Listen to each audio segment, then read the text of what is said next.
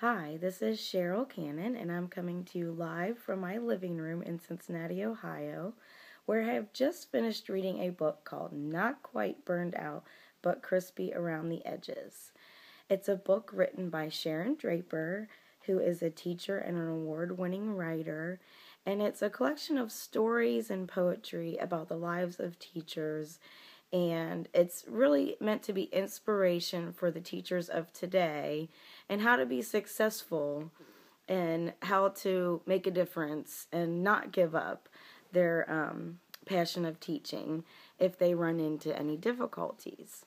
A couple chapters that were a particular note to me were about some creative teachers and their strategies they've come up with to really relate to the kids.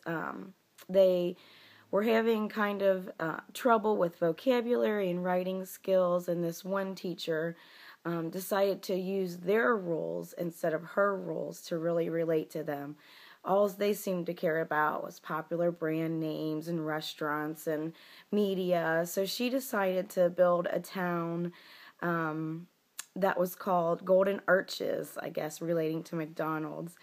And they labeled all the buildings with vocabulary words, and they labeled all the streets, and they, I think one of the streets' names was, actually one of the buildings' names was Delectable Delights. So they really worked in as many vocabulary words as they could, and it became a challenge and fun that they could really get into, and it really, really expanded their vocabulary skills. And another project along this lines that a different teacher did was their kids were just interested in TV.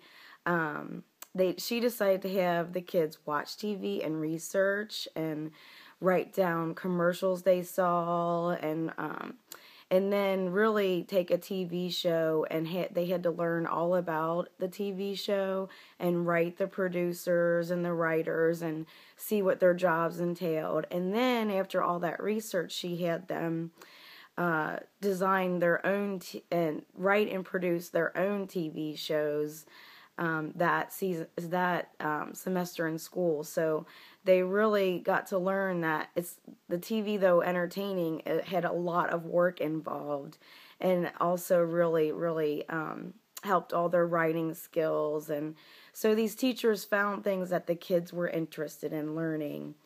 And also just a couple other things that she mentioned in her book were about involving the parents as much as you could, and just finding the joy in your little successes, even when you can't see the big picture. And one thing I really thought was genius about encouraging a child's success was to find ways to praise success and reward them for doing good jobs instead of punishing them for failures or bad behavior. She found in one situation that the kids were almost excited to do bad things when they got stickers every time they did something bad. So she flipped around that situation and started rewarding the good behavior and the successes, and it was amazing the difference it made.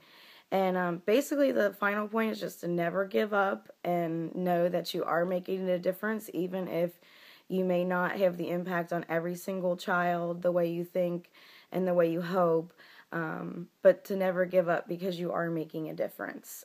It was a quite inspirational book, and I'm glad I had the chance to read it. Thank you.